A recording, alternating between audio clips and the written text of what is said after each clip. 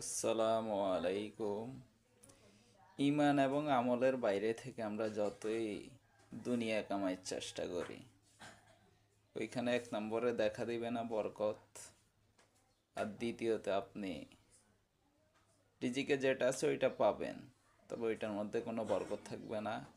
এমনকি সবসময় বরকত না থাকার কারণে আপনার কাছে মনে হবে যে এত টাকা থেকেও যেন আপনার কাছে কোনো কিছু নাই।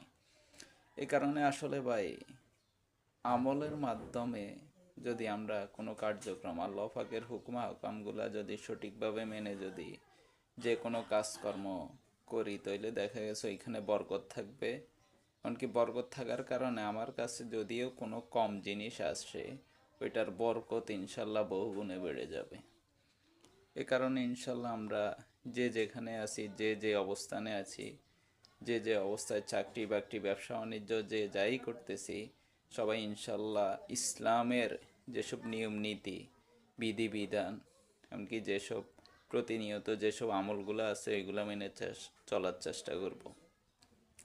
ফরজ হুকুম আমরা যেগুলোকে বলি ওইগুলো হচ্ছে প্রতিনিয়ত 5 ওয়াক্ত নামাজ, এমনকি বছরে 30 রোজা বা 29 রোজা, আর হারাম না খাওয়া, হালাল উপার্জনের দিকে কি অগ্রসর হওয়া।